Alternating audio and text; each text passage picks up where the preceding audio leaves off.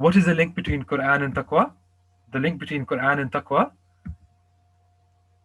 we said because the month of Ramadan is the month in which the Qur'an was sent down.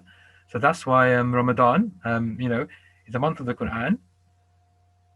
And then Allah subhanahu wa ta'ala mentions that guidance is for all of humanity. So guidance is for all of humanity. It's not just the Muslims. And this is what the Quran is. It's guidance. So because the Quran is guidance, and Allah subhanahu wa ta'ala is mentioning this point, we know that there's a link between Quran and Taqwa. What is that? The people that receive guidance, who are these people? These are the people that Allah subhanahu wa ta'ala says that guidance is only for those that have taqwa. So that's why taqwa is so important. So, inshallah, this is something that we've hopefully we've understood this, that guidance is only for those people that have taqwa. And Allah subhanahu wa ta'ala mentions this at the start of Surah Al-Baqarah. So to get any sort of guidance from the Quran, we need taqwa. Yes, we need taqwa. And this is what we gain in Ramadan. Our taqwa levels increase in Ramadan. So that's what we talked about. So because our taqwa levels increase when we are fasting,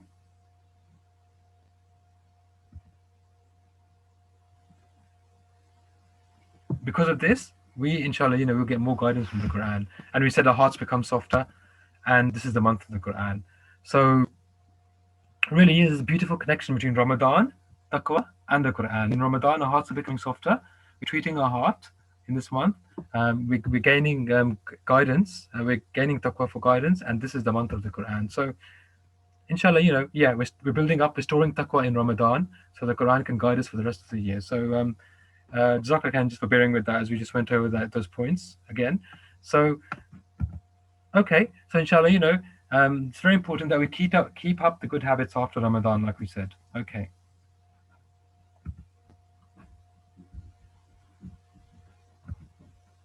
So taqwa and Quran, there is a link between taqwa and Quran, like we said. So, from fasting, we are gaining taqwa. We're gaining taqwa because of this, we can get more guidance from the Quran.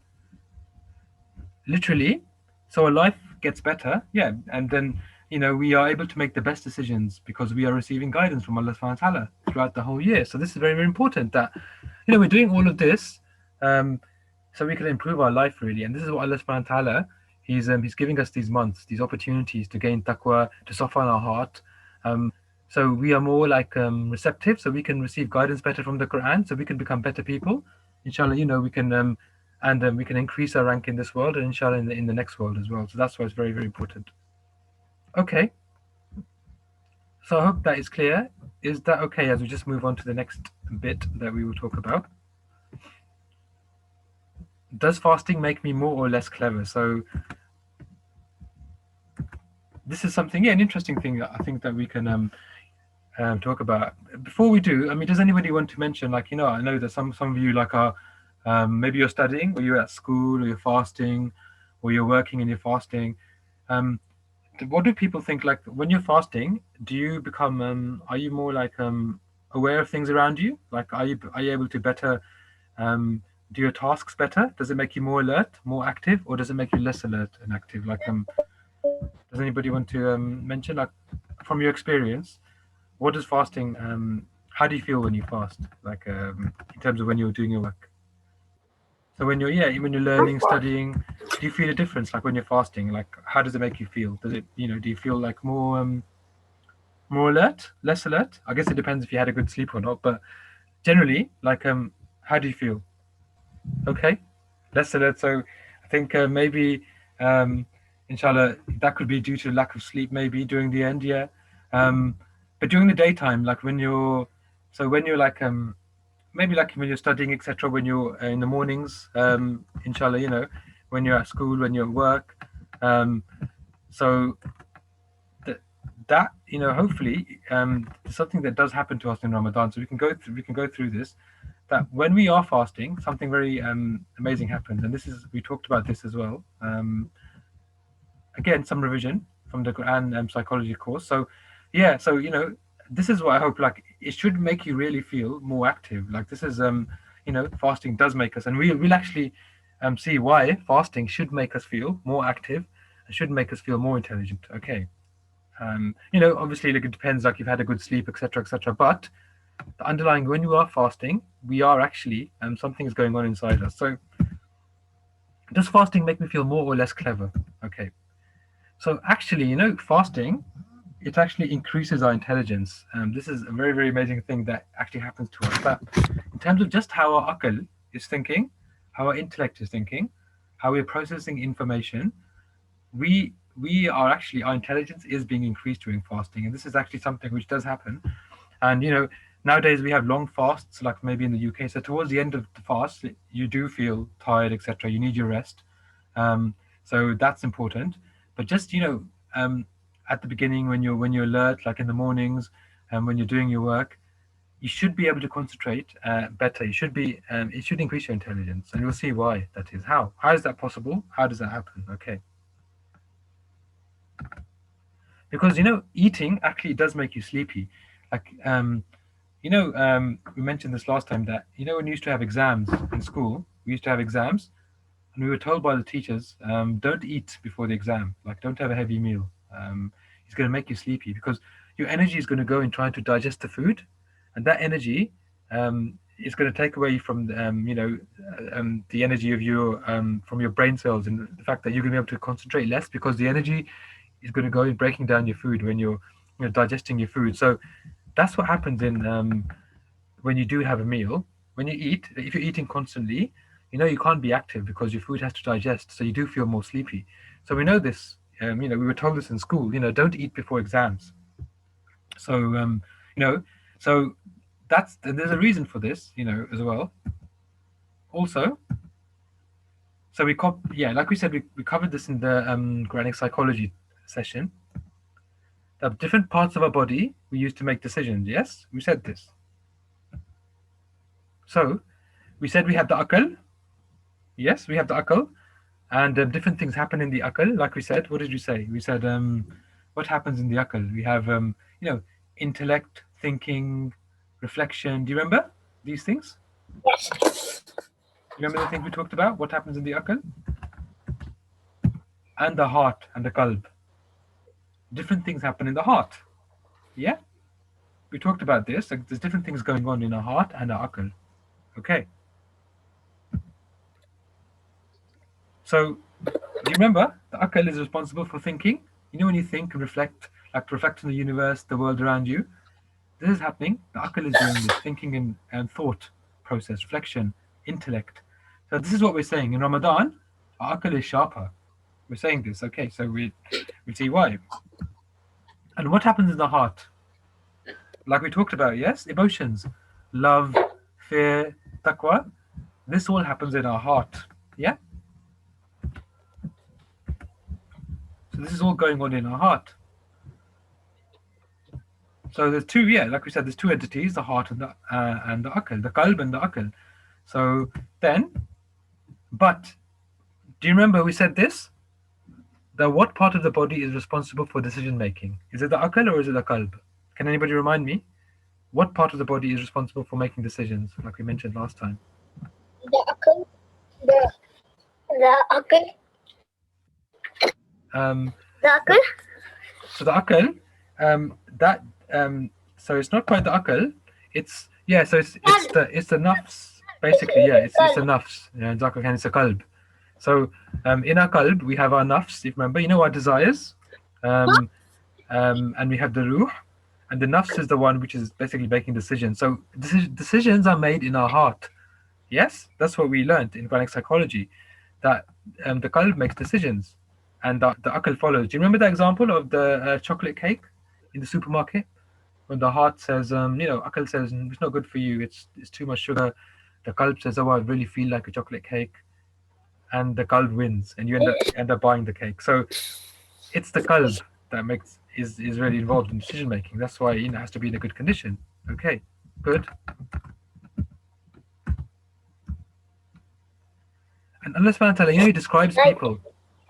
He describes people in the Quran. He says, people are like cattle, or even worse than cattle. So he says some people are like cows. Cows. Some people are cows, or like they're worse than cows. They have hearts that they don't understand with. قلوب لا يفقهون. So in Surah Al-A'raf, Allah subhanahu wa ta'ala, he talks about people who are like cattle.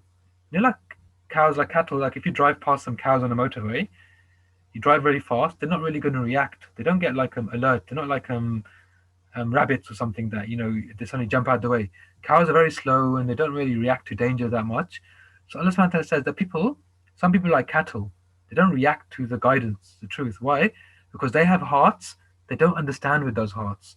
So he's saying, yeah, the hearts are the ones which make decisions. Yes, initially, the understanding happens in the heart, in the qalb. We know that. So understanding is to do with our heart initially. Yes, do you remember?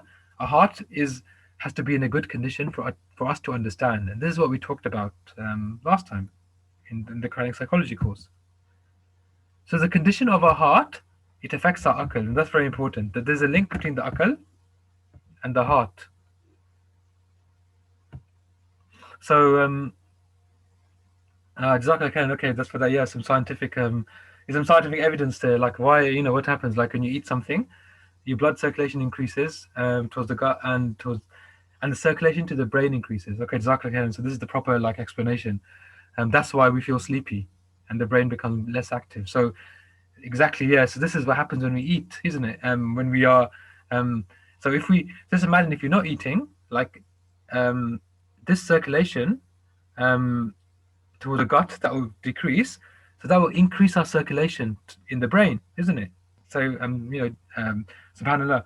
So the blood circulation in our gut will decrease because we're not eating food, but the blood circulation in our brain will increase because your body has to do less jobs. It doesn't have to worry about food. It can go straight to the brain, increase that circulation. So then you'll become more active. SubhanAllah, the brain will become more active. So Jazakallah khairan for that. And so that actually is a good explanation of exactly why we become more active, because of blood circulation, and we're not and we're going to the brain while we are fasting. So so what happens is our heart, and then from a physical perspective, from a scientific physical perspective, we can see the evidence why fasting actually should make us more intelligent, because there's more blood circulation going in the brain.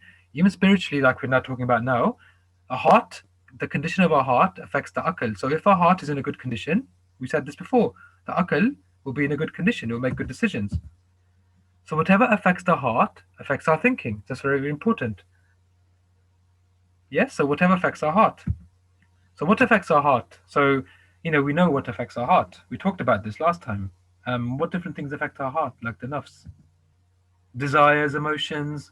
These are things which affect our heart. Desires, emotions, anger, sadness, love.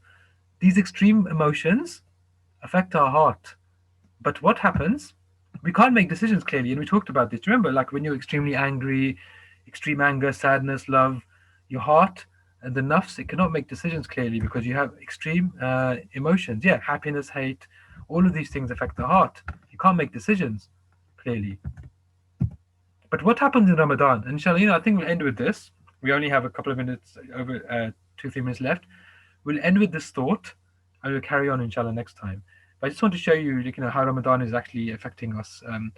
So what happens in Ramadan to our heart? We said the heart has so many emotions, desires, ego, pride. What happens in Ramadan to our heart? What happens to us in Ramadan? What happens to the heart in Ramadan? So what happens is, our body is deprived of desires. Yes, our desires are cut away because we're fasting. Just think, like, what desires do you have? Because the desire of food and drink is gone. You're controlling your desire. You're controlling your nafs. Yeah, food, drink, anger is being controlled. Yeah, bad thoughts are going away because you're fasting. Your nafs is being controlled. Your food, your drink, your anger, your bad language, the bad thoughts, all of this is being controlled because you are fasting, because you are controlling your desires. It's a very, very important concept that you're controlling your desires when you're fasting. Okay, so it automatically puts us on taqwa mode. Yeah, that's the thing. It puts us on taqwa mode because our desires are being controlled. Because of that, our heart becomes cleaner, purer in Ramadan. Yes, our heart is softer in Ramadan. Very important. Taqwa increases, like you correctly said. Taqwa increases because our heart is softer. So like we said, the heart is softer, taqwa increases, yes. Our body is deprived of desires. So because taqwa increases, because the heart is softer, you can understand and think more clearly. Intelligence increases because the heart, remember, is the first thing that makes is the to make the decisions. Like Allah subhanahu wa ta'ala says, the people like cattle are people, they don't have hearts that they can understand with. So inshallah, if your heart is in a good condition, that means you can understand more clearly. So inshallah, your intelligence will increase because your heart is in a better condition. So I hope that makes sense, inshallah. We will continue next week. Key message, yes, inshallah, hearts are cleaner, we become more intelligent in Ramadan, inshallah. So any quick questions we can take, or we can, any questions afterwards, we can take some messages if we need to. سبحانك اللهم وبحمدك نشهد أن لا إله إلا أنت نستغفرك ونتوب إليك. Inshallah, we carry on. Jazakallah khair, and may Allah subhanahu wa ta'ala reward you all, increase you in taqwa in Ramadan, raise your ranks in this world and the hereafter. For Jazakallah khair for listening. May Allah subhanahu wa ta'ala bless you and your parents, and inshallah we will carry on next week.